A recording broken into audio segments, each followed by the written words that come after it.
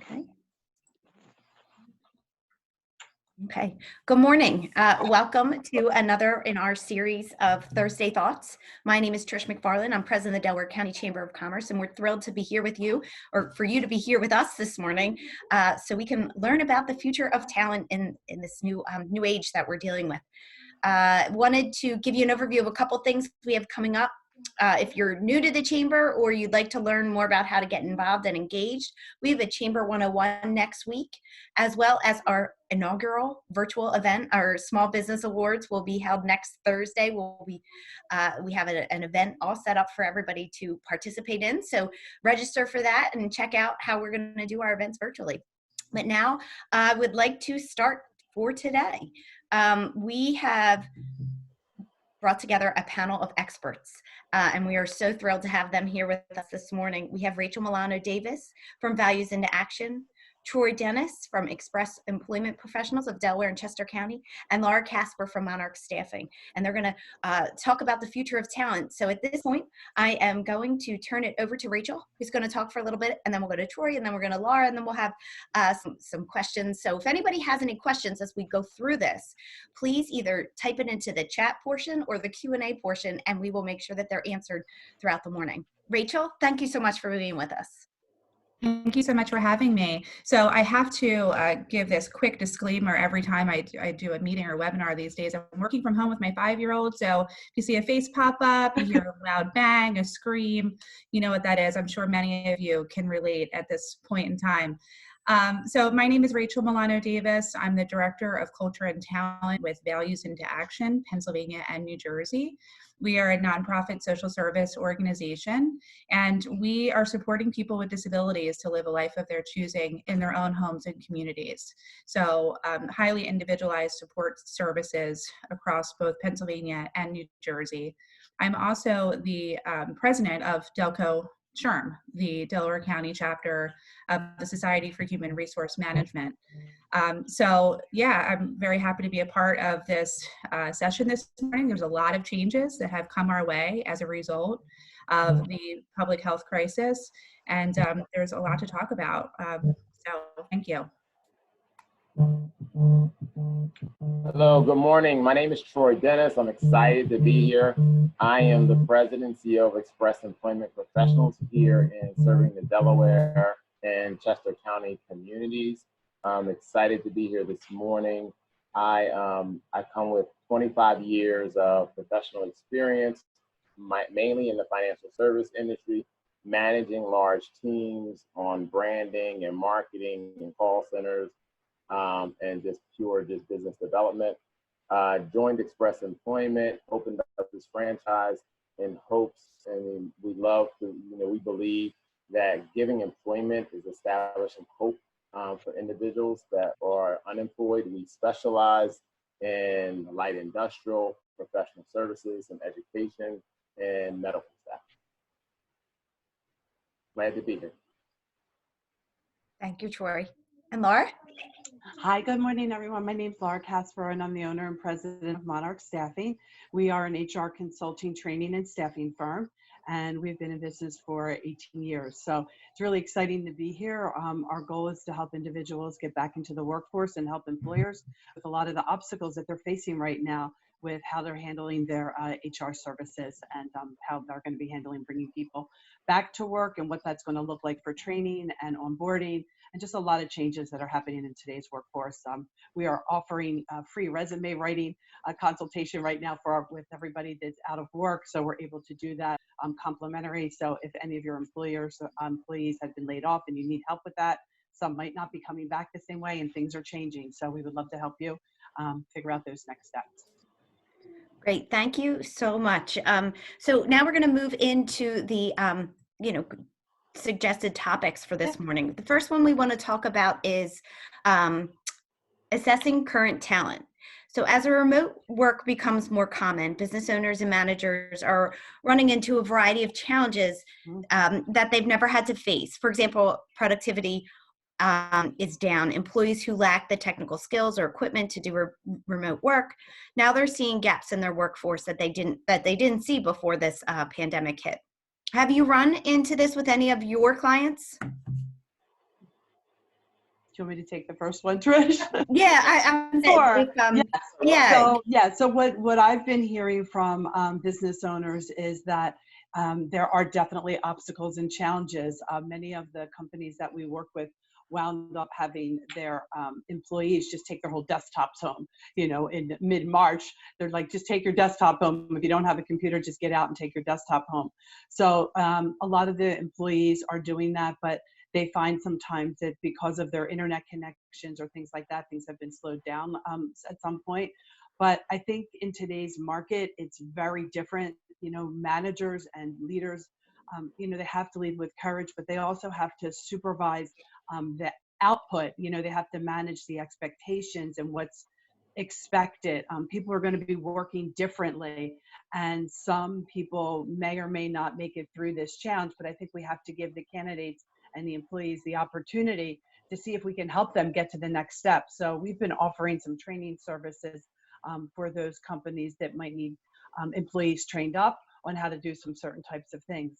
Companies are kind of in a holding pattern right now, and they're kind of a little bit unsure of how things are going to look in the future. And they are reassessing their talent, and they're seeing who can make it through this. But I think communication is key, and managing the expectations, and not necessarily when we're working, but what's expected is really important. Yeah, I'd like to add to that. I think Laura's point, managing what's expected and not when they're working is really critical. I have coached and mentored some of my clients because in the small business community, this work from home or work remotely is relatively new for them. And it's like it came upon them like, surprise, okay, everyone shut down, you're working from home.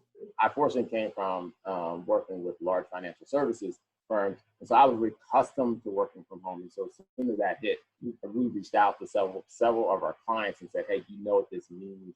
And some of the small businesses know, we just know they're working from home.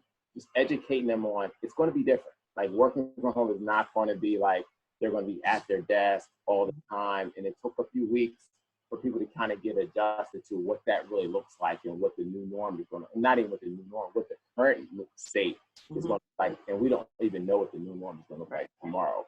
And just educating them on the expectations of, what happens when you work from home, and just providing myself and our firm as a resource for our clients when they have questions, not just on new talent, but when you have questions on how to manage through some of the challenges on managing your people and the associates that are currently there.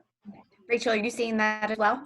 Yes. So with Values in Action, we were kind of straddling virtual work and office-based for the last couple of years. It's been a priority for us to really utilize technology as a way to support our workforce and increase efficiency. But we had only made credit so far before the pandemic hit, and it really forced us to move forward and to think about how we're working and what needs to change and what our employees need to know, what information, what training, what skills people need to be able to work in this new way. So technology is absolutely one of those things where I think everybody is recognizing maybe we could all use some training. We're all learning Zoom. We're all figuring out, different software systems so that we can move forward into this at least current reality and into the future. And I want to just add one more thing about that. I think it's really key, and what I'm finding with talking to employers is that, you really have to be tuned in these days now to your employees' wellness. And, how are they doing? So, over the past couple of months, we've been offering wellness workshops, at lunchtime, just doing a chair yoga and, even just having meaningful conversations with your current employees, about their well-being. I mean, it's okay to do, and it's needed at this time. It's very different for people. It's a very, very emotional type of a change. And I think being tuned in and giving your employees permission to, take a break or, get the worksheet that has to be done with the second grader, it is really important for employers today. They got to keep their teams together, but being mindful that, some people can be struggling, and tapping into maybe their benefits brokers and things like that to offer, some of the wellness things that are out there in the community, I think is a really important. And I think it's a time for employers to really set their brand, to really see, who they are and where they come from and how they can help. And we've been doing that at Monarch with our current temporaries that are working out in the workforce and offering them wellness programs and things like that, and to the businesses that we work with as well. That's great. Now, are there, as you're, continuing to work, are there any skills that you believe businesses should be looking for as they're recruiting or they're looking for new hires? Is there something specific right now that's maybe different than before? Or I know we talked about this a little bit, but is there anything that you would, even if you're telling somebody who is looking for a job, like is something that they need to be mindful of at this time? I would say, communication has always been, we always say, oh, make sure you have really strong communication skills. More now. Now in this current environment, it's really, really important that they are able to communicate effectively on all fronts. Being able to do the video thing, important understanding, being able to communicate via email.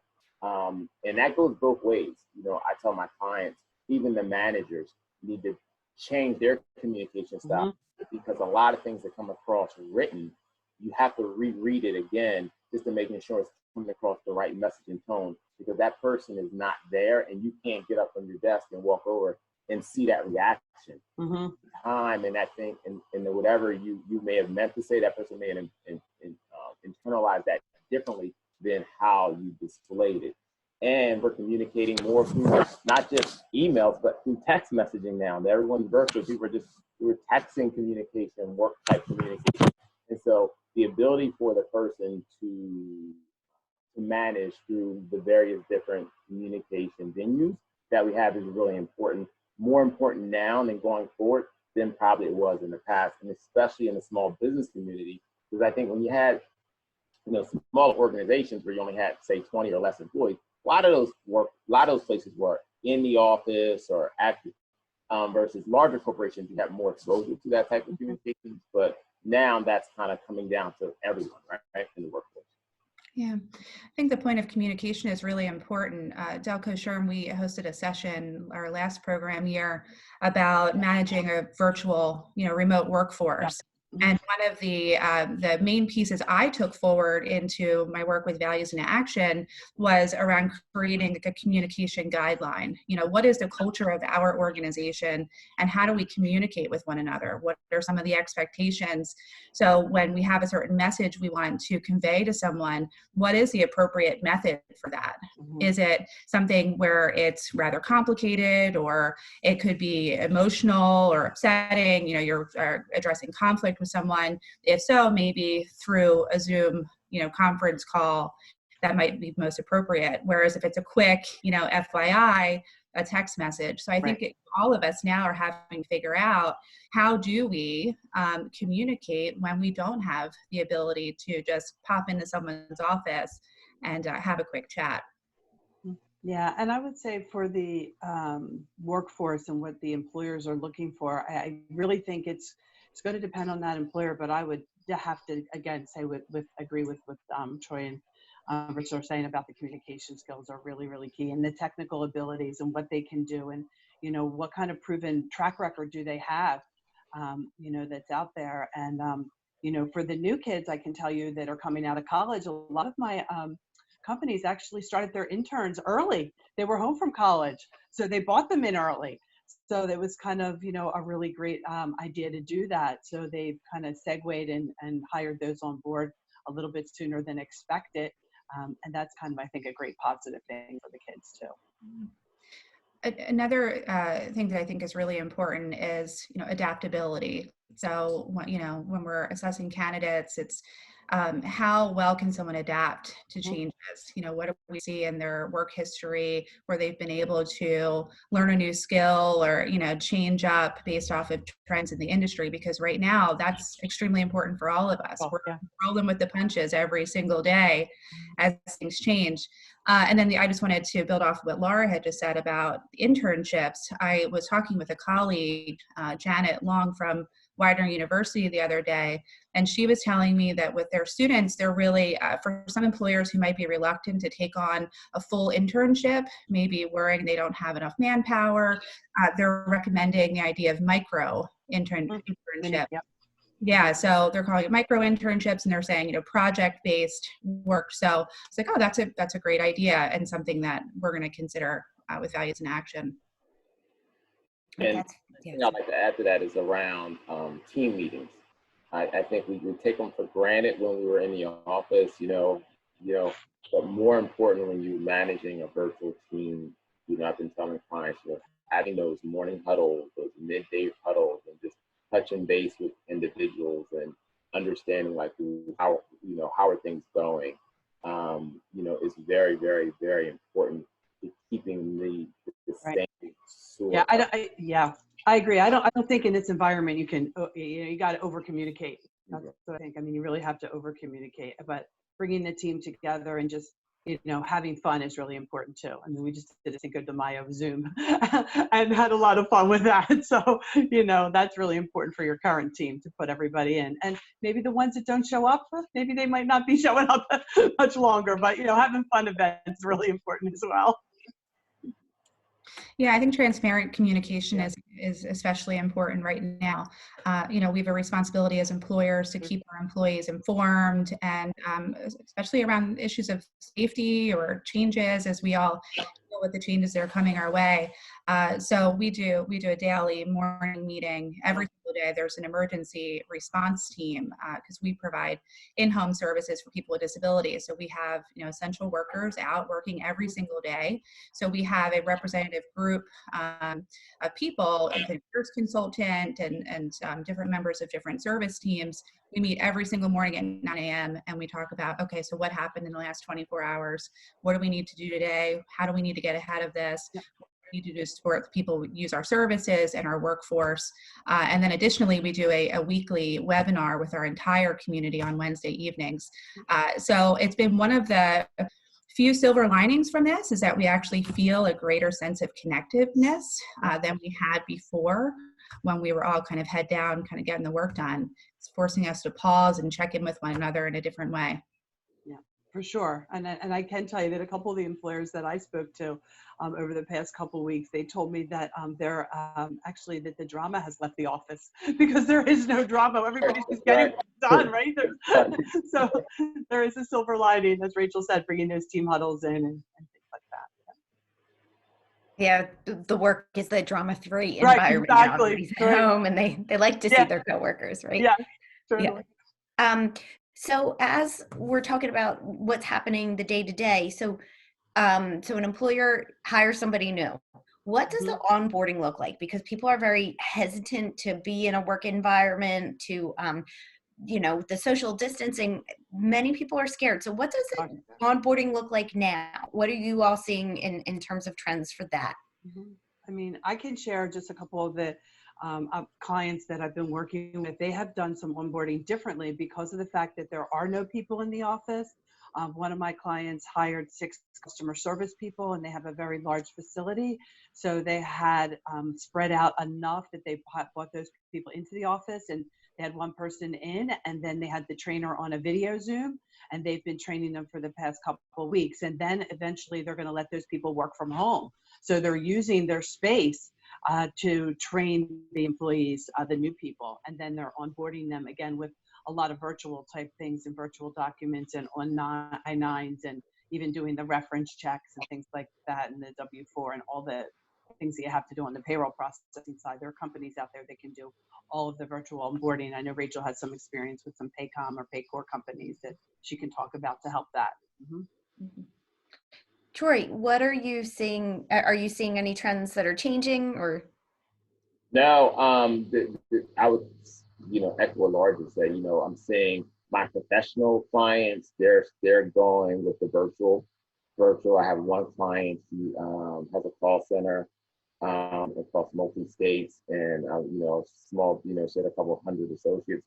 They were all in office, and within 5 days, she had a week, she had everyone virtual. like even like the 10th were virtual. And I'm like, wow, that's pretty impressive. And then as she goes to onboard, they're 100% virtual. So I see the professionals going completely virtual, even when they're asking to interview associates. It's virtual. I'm working with a large nursing home, which is not as professional, but more light industrial type. And they have even went virtual for like housekeepers and cooks. You know, they have started the process because of COVID to bring virtual in, let them do their testing for their health screening off before they bring them in to meet the teams.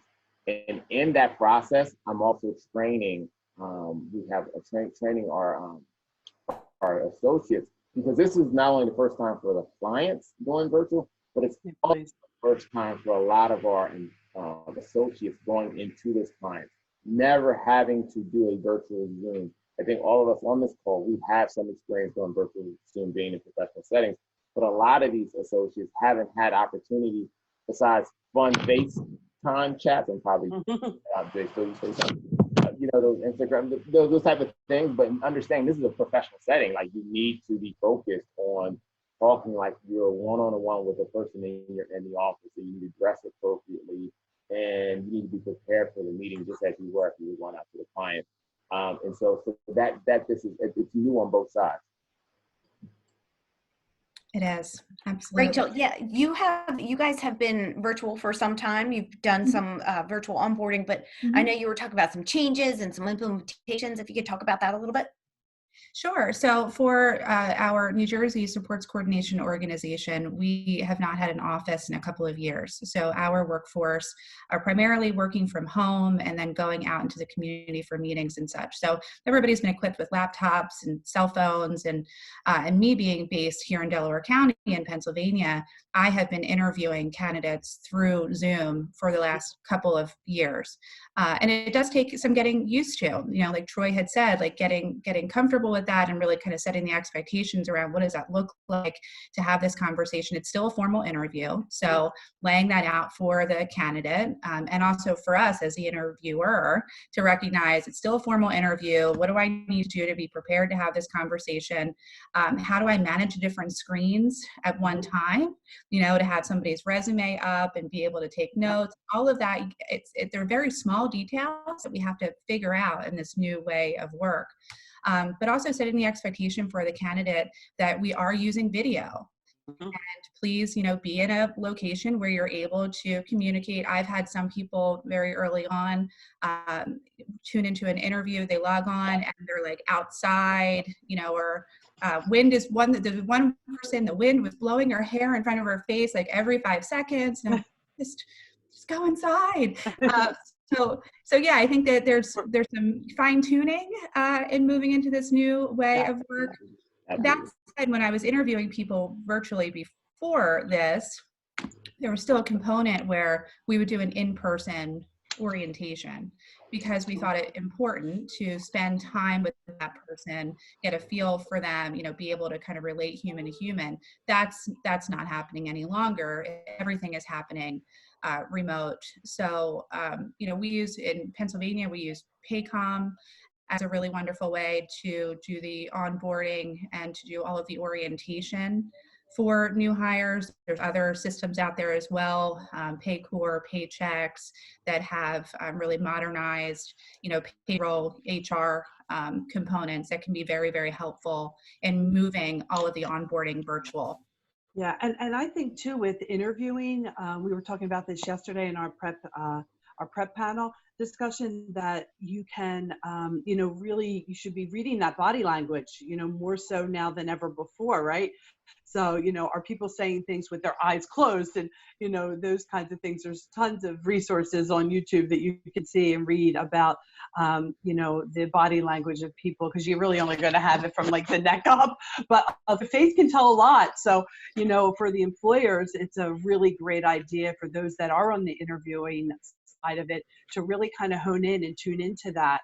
Look at those kinds of behaviors and what people are doing, because they can be telltale signs as to, you know, maybe some truths that might be a little bit maybe misguided.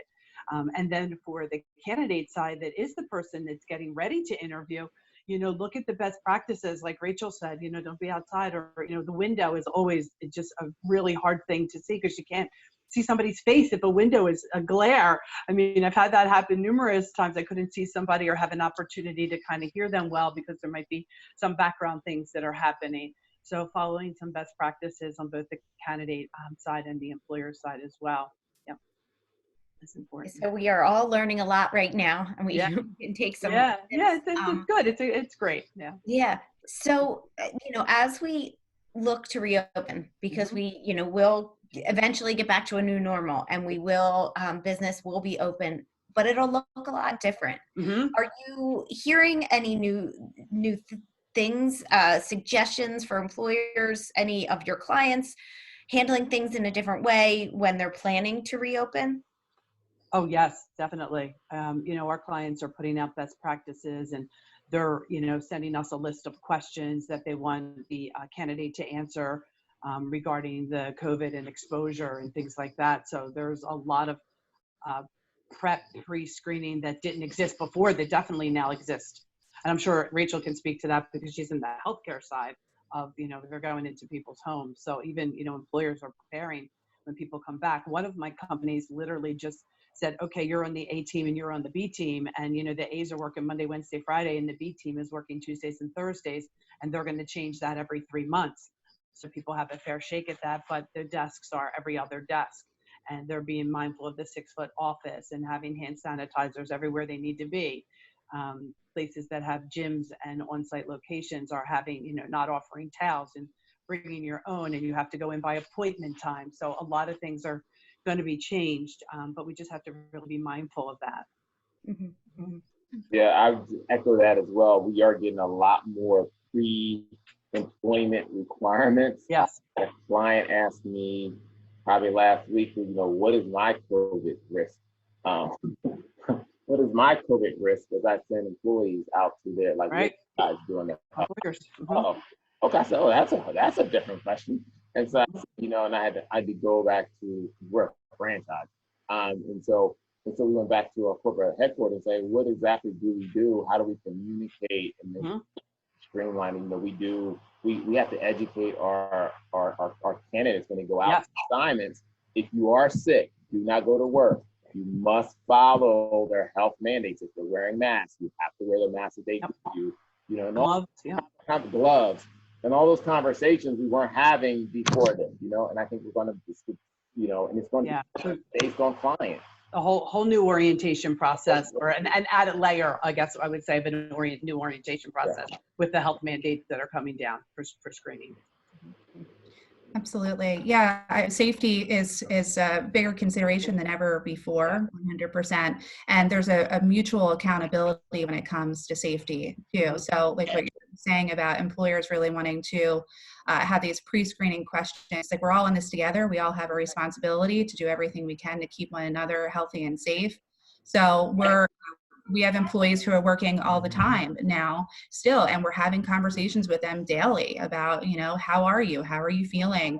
Have you encountered anybody in your social circle or your family, people that you are, living with or have to have contact with during this time who may become ill?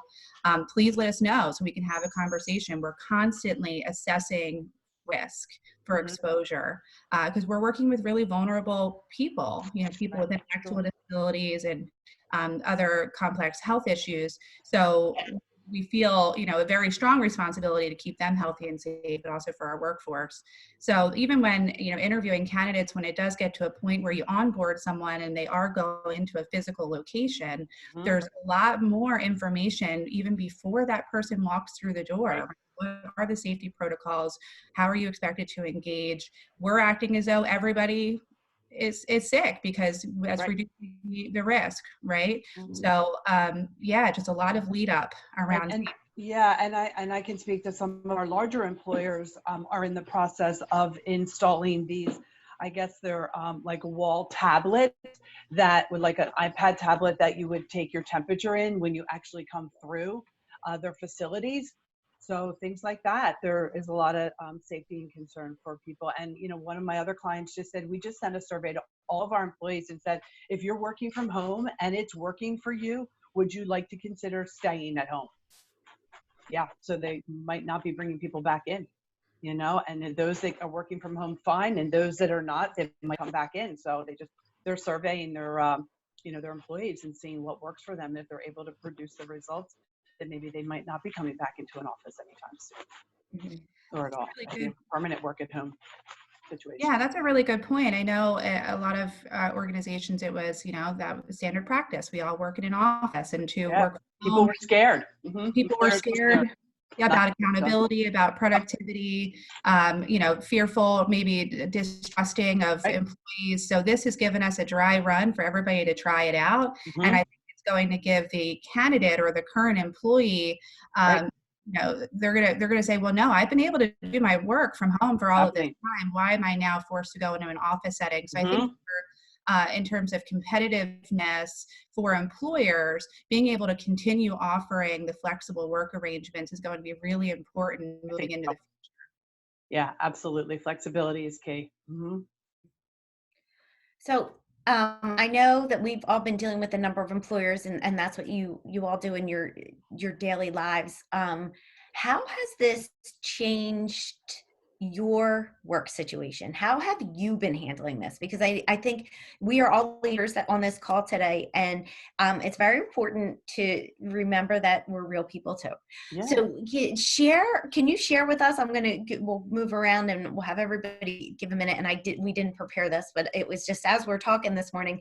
Share with us, some of the tips, something that you have been doing to kind of keep you motivated, keep your teams motivated to keep moving forward and not get stuck. Troy, do you want to start? Yeah, I'll jump in there.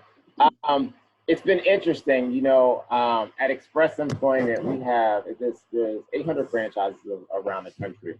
And I can be completely honest with you guys. We have been, Express as a corporation has been a paper, come into the office. We have outside sales teams knocking on doors, trying to drum up business, right? Think COVID-19.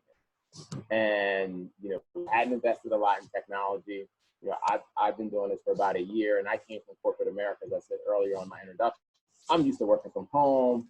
And it was interesting. We were on these Zoom calls across the country, and really we were at a loss. I mean, a lot of other owners were like, "What do you mean my people have to work from home?" And it was interesting the difference between people who have been in this business for a long time and who hadn't had exposure to corporate America in the last 10 years. And I was like, it's fine. They're just going to work from home. I manage remote teams across the country, and I was like, they're just going to work from home. We're going to have a meeting. We're going to call in at 9. We're going to do a 12 check-in. We're going to, check the production. The difference thing for us as a business is the outside sales piece, and going door to door has changed. And I think it's going to change. It's never going to go back to the way it was. We believe, from staffing to medical sales, that whole dynamic of going into physicians' offices and saying, "Hey, would you want this?" or my team's going into various businesses. Are you looking for support? That dynamic is going to change going forward because A, the people who you normally contact are not going to be in the office as much as they used to be. B, you are posing a new risk because they don't know who you are coming into their office uninvited. And so it's going to be more of your, selling virtually. They're trying to get Zoom meetings set up, with potential clients, a lot of emails, a lot of phone calls. And it's really changing the model of what the outside sales team looks across the industry. Oh, yeah. Very different. Yeah, it's going to be very different. I mean, us here at Monarch, we've always been able to do Zoom interviews. We were doing them in the middle of snowstorms all the time. This is just a bigger storm. We've always done, have done the virtual interviews because we do placement, throughout the area. We've done placement in Arizona and Las Vegas, Nevada, and some other places. So, for us, it has been pretty much commonplace. What has changed, though, is we've always offered HR consulting and training services and testing services. And that arm of the business seems to be picking up a lot more. And smaller employers were like, how do I do this? What kind of protocols do I need? So we've had some more business pickup on the HR consulting side of things.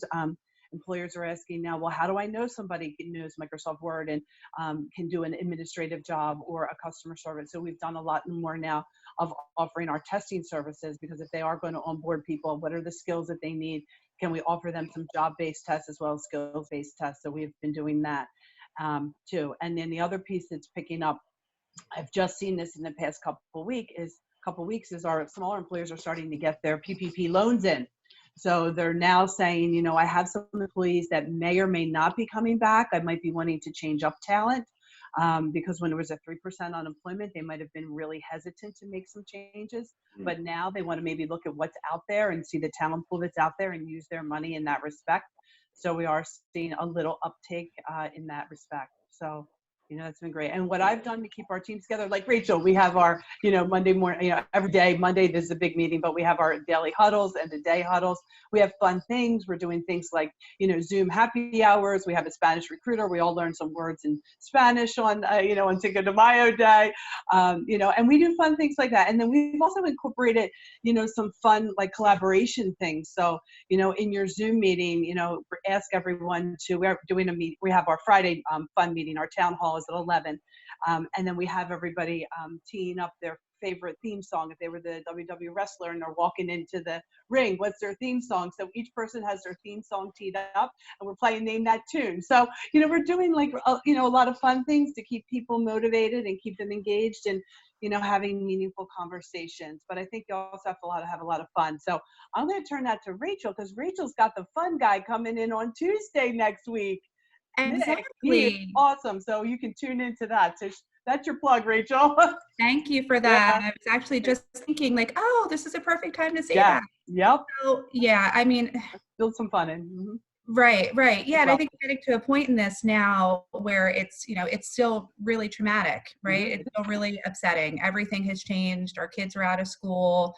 We're home. I've been at home for 8 weeks straight with a 5-year-old as my husband works out of the home in healthcare, treating COVID patients in a COVID treatment facility. So times are hard, and some days are really hard.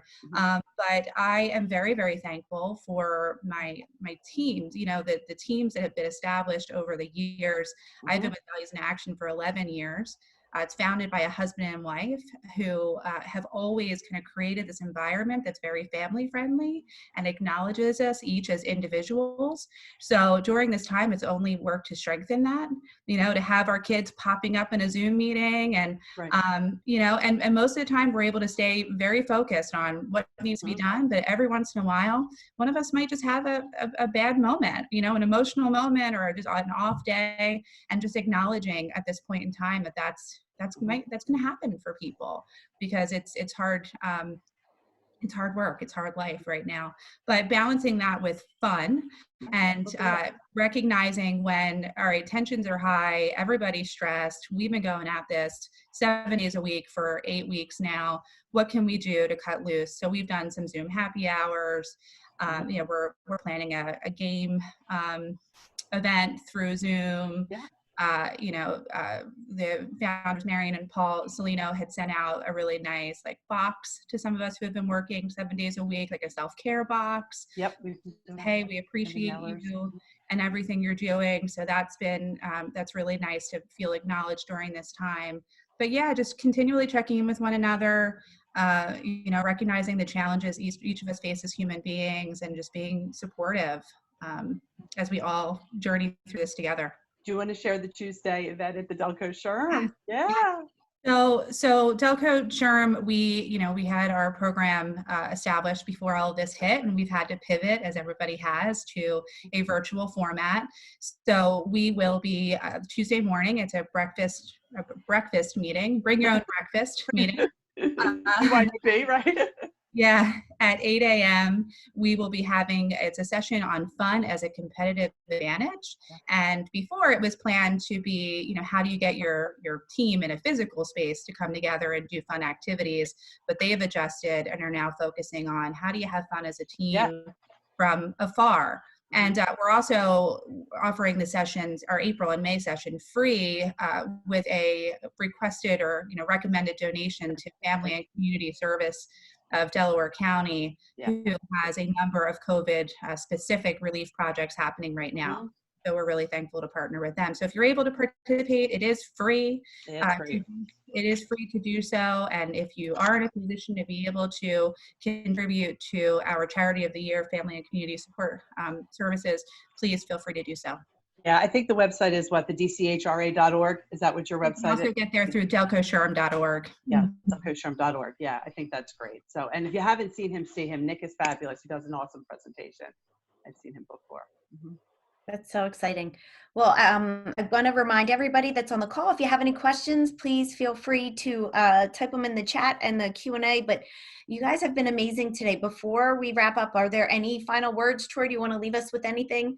Maybe that you leave your team with? Anything inspirational? I know you got it in you.